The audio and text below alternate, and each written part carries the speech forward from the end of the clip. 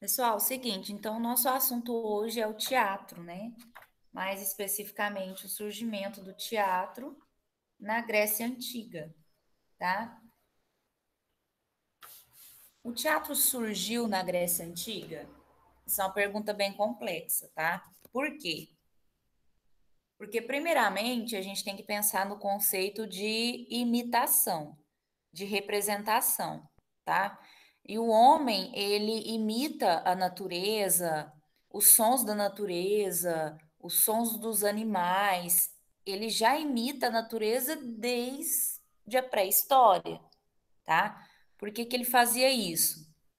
Para sobrevivência, tá? Então, imitar o som de um animal, né, para atrair aquele animal, no caso, o animal de caça, ou fazer algum som de um predador para espantar algum outro animal, tá? Então, o homem ele faz uso disso desde desde muitos e muitos anos, tá? Milênios.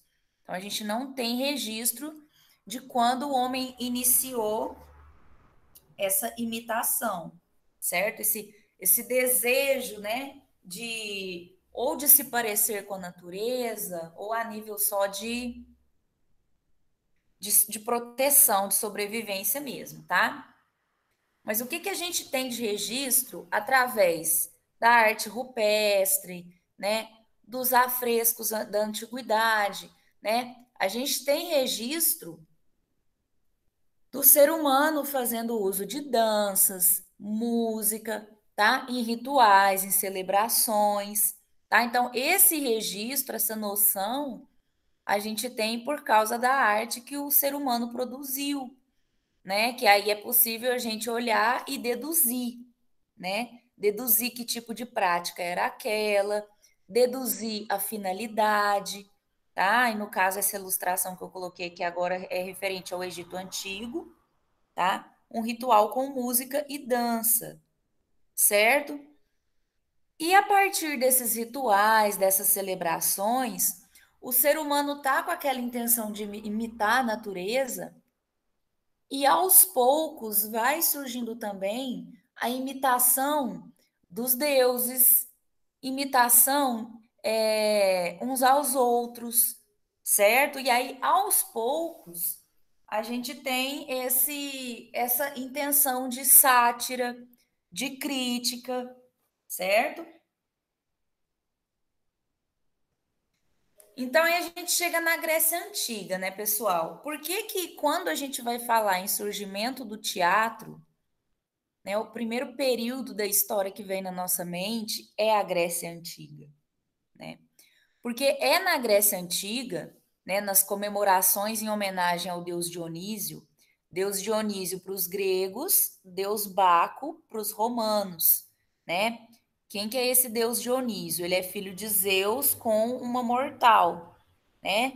A gente já conhece, pelo pouquinho que a gente conhece de mitologia grega, a gente sabe que Zeus ele tinha o hábito de descer até a terra, de seduzir algumas mortais, né? E não foi diferente, né? Ele veio até a terra, seduziu uma mortal, ela engravidou, e chegou um momento que essa mortal ela pediu para ver Zeus, para ele se manifestar para ela, porque até então ela nunca tinha visto ele, né?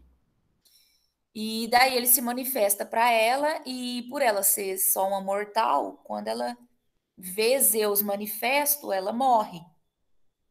Ela morre, porém Zeus ele vê que ela está grávida.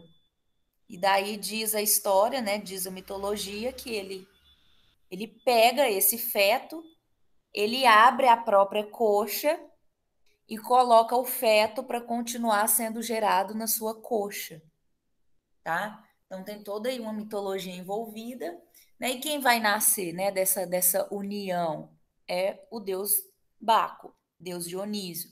Aqui eu trouxe algumas ilustrações, né? Ele está sempre relacionado ao cacho de uvas, por quê? Porque ele é o deus do vinho, ele é o deus do exagero, ele é o deus da loucura, das festas, tá? Mas o deus Baco ele carrega essa dualidade, né? Ao mesmo tempo que ele é o deus dos exageros, das loucuras e da festa, ele ao mesmo tempo ele carrega uma energia ali meio deprimida, Tá? Então, é uma dualidade muito forte, né? Entre estar deprimido e buscar essa válvula de escape nos exageros. Tá? Então, eu trouxe algumas representações do deus Baco, né? 3 delas do período grego antigo, né? Esculturas. E à nossa direita, uma pintura do Caravaggio, que foi um pintor espanhol do período barroco. Tá? Por mais que o período barroco foi um período extremamente católico, mas a gente vai ter também alguns artistas que gostavam das temáticas pagãs, não só das cristãs, tá? Então, Deus Baco, às vezes, ele é representado como um senhor de meia idade, mas na grande maioria das vezes ele é um jovem andrógeno, né? Por que andrógeno? Porque ele não vai carregar características nem tão masculinas, mas também não tem características femininas. É como se fosse ali uma beleza mais neutra, tá? Basicamente, a beleza da grande maioria dos modelos de hoje, né? A indústria da moda, ela busca muito por uma beleza neutra, andrógena, tá? Então, o que que acontecia nessas celebrações ao deus Baco? Os homens, né, para comemorar a boa colheita das uvas, eles se embebedavam, né? Então era um consumo ali exagerado de vinho. E eles começavam a fazer várias gracinhas, várias brincadeiras, imitar uns aos outros, imitar os líderes políticos para criticar, imitar alguns deuses, conforme eles acreditavam que esses deuses eram, que agiam. Então, dessas brincadeiras, né, dessas bebedeiras, dessas imitações, né, a coisa vai se aprimorando, né? Essas intenções vão se aprimorando, né? Então, esse surgimento do teatro primitivo, né, desse teatro antigo, ele vai estar muito ligado à imitação dos deuses, a fantasias, tá?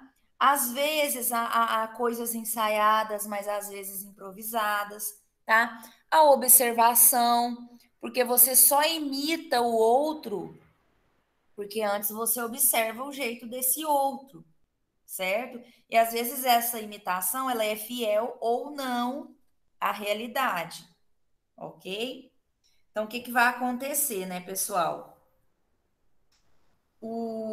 A gente ainda não tem essa denominação teatro, muito menos ator, tá? Mas o que que esses seres humanos estão fazendo neste momento? Eles estão incorporando emoções, tá? Num primeiro momento, com o estímulo da embriaguez, tá? Mas o teatro ele vai surgir primeiramente da literatura. Então, conforme a literatura vai se aprimorando, a gente vai ter inspirações nessas histórias, nessas narrativas, tá? Para acontecer essa imitação em público, tá?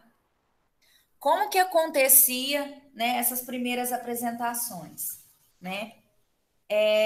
Boa parte delas aconteciam em grupos, então a gente vai ter grupo de homens, lembrando que mulher não participa, tá? Os homens, eles interpretam uns aos outros, eles interpretam heróis, semideuses, eles interpretam deuses, mas eles interpretam também as personagens femininas, tá?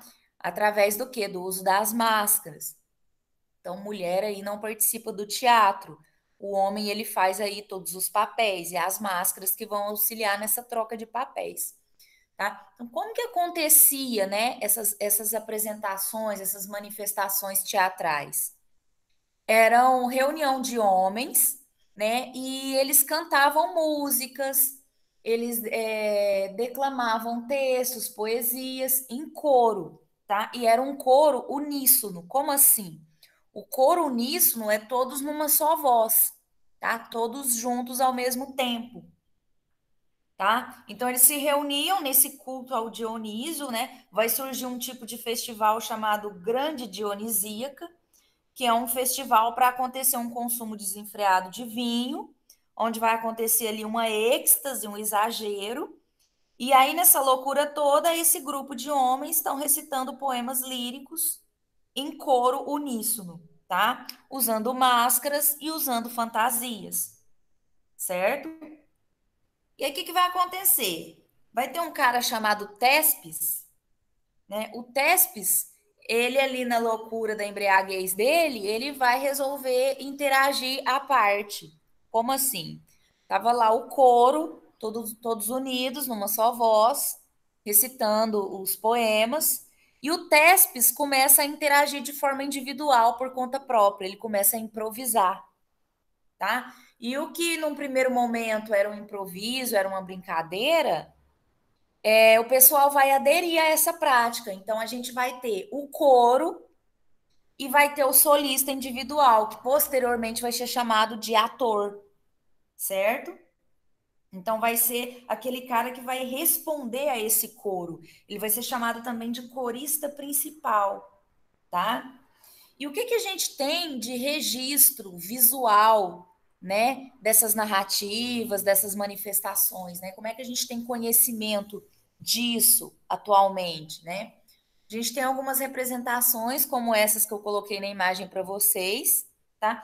Boa parte dessas representações, que representa esse pessoal fantasiado, usando máscara, tocando instrumento, dançando, brincando, bebendo, né? Esses registros, eles vão estar em partes em alto relevo, tá? Feito em terracota, tá? E em parte em ilustrações nesses vasos de cerâmica, tá? Que eu coloquei esses pedacinhos aí para vocês.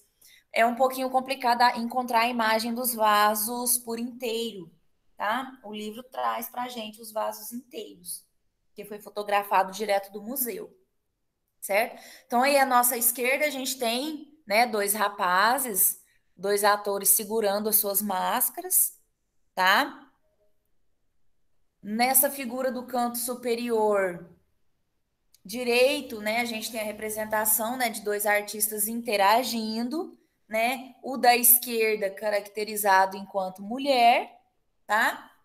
No canto inferior direito, né, a gente tem os músicos tocando, né? A gente tem aí a representação do deus Dioniso com o seu cetro ou cajado, tá?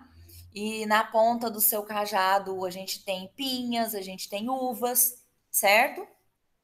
Então é isso, a gente tem esse início em adoração ao deus Dionísio, tá? E qual que é a importância das máscaras nesse contexto, né? A gente costuma, num primeiro momento, pensar que o uso das máscaras era somente para retratar emoções, né? Então, uma máscara espantada, a outra triste, a outra alegre, né? A outra nervosa, a outra fazendo uma expressão de zombaria, né? Então, num primeiro momento, essa é a impressão que a gente tem. Eles iam trocando de máscaras ali para representar as diversas emoções, tá? Porém, a maioria dos historiadores concordam, né, depois de várias pesquisas, que eles usavam diversas máscaras para representar as diversas classes sociais. Claro, também para representar os gêneros, né, masculino e feminino, porque como o homem também representava o gênero feminino, ele precisava ali ter uma máscara representando uma mulher, tá?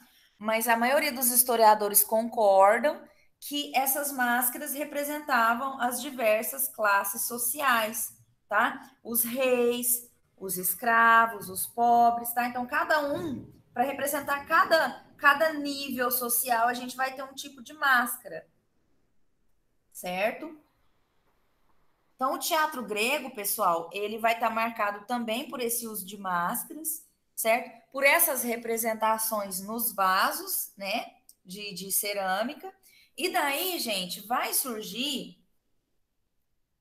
a necessidade de criar um espaço arquitetônico específico para acontecer essas manifestações, né? Então aí vai surgir os primeiros teatros, né, com as arquibancadas, né? Esse teatro em formato de meia-lua, tá? Aí eu encontrei uma planta aí do nosso lado direito, né, que a gente vai ter o auditório, que é onde vai ficar a plateia, né? Orquestra, que no caso é esse palco aí onde vai ficar os atores interagindo. Deixa eu ver se eu estou enxergando aqui. O proscênio, tá? O que que é o proscênio? É onde o ator se prepara para entrar, tá? O esquene pode ser traduzido ali mais ou menos como cena, mas na verdade, trazendo para nossa realidade hoje, esse número 4 aí, esquene, seria tipo o camarim, tá? Que é onde os atores eles vão se trocar, vão se organizar, tá? E o número 5 parados, trazendo para nossa realidade hoje, seria tipo a coxia, né? Que é onde o ator fica ali no jeito antes de fato entrar em cena, tá? Então, como que eram construídos esses teatros, né? Eram construídos preferencialmente no alto da montanha. Por quê? Porque favorecia a acústica, tá? Então, não só a construção era para favorecer a acústica, mas o uso das máscaras também, elas eram projetadas para facilitar que a voz, o diálogo dos atores lá embaixo chegasse até a última fileira. Então, até a última pessoa, eles poderiam ouvir tranquilamente, tá? Pessoal, aí vai surgir primeiramente duas narrativas, né? Dois tipos de histórias para ser contada, que é a tragédia e a comédia, tá? Resumindo muito por cima, né? Que vem a ser a tragédia, né, pessoal? A tragédia, ela vai ser narrativas que normalmente vai contar a história de um semideus, né? Que vai ter atos de bravura, atos heróicos, tá?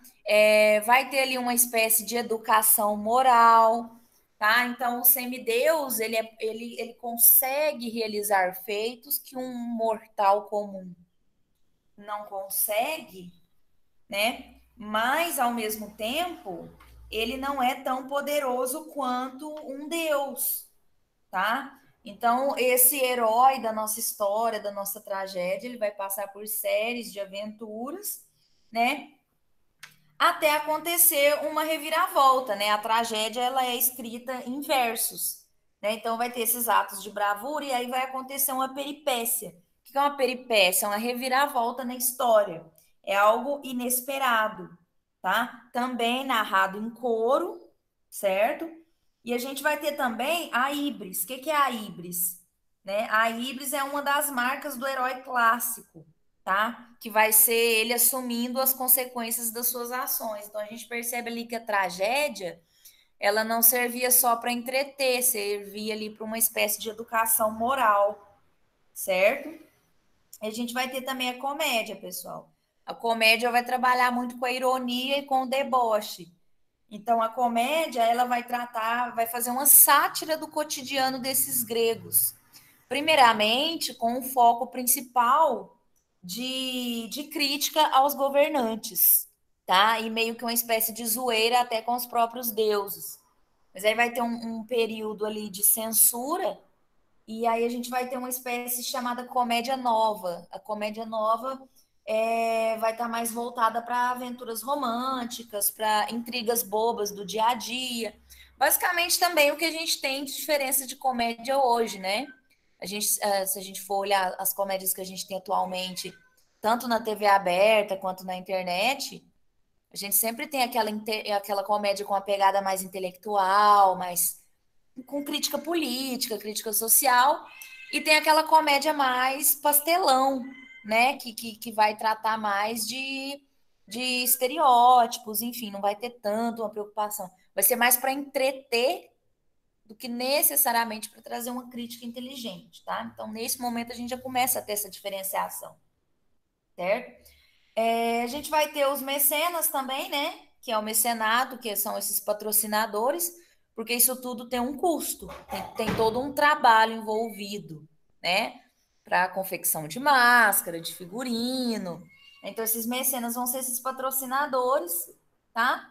A gente vai ter as mênades. Quem são as mênades? São as sacerdotisas do deus Dionísio, né? Que vão fazer danças, rituais, certo?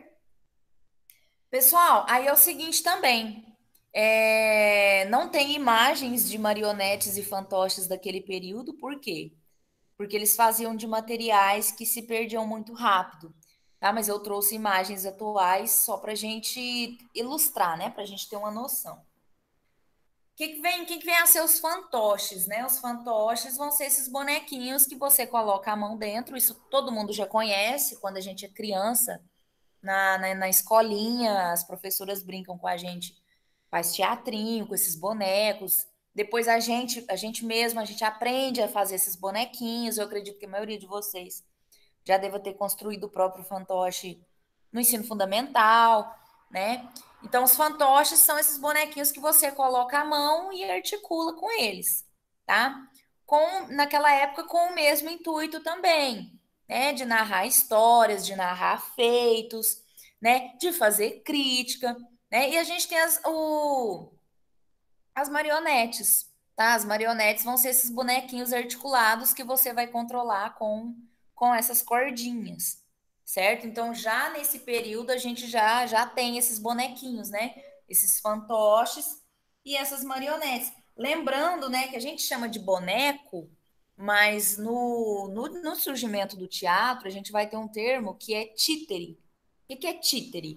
É o boneco, porém é o boneco para uso para fins teatrais.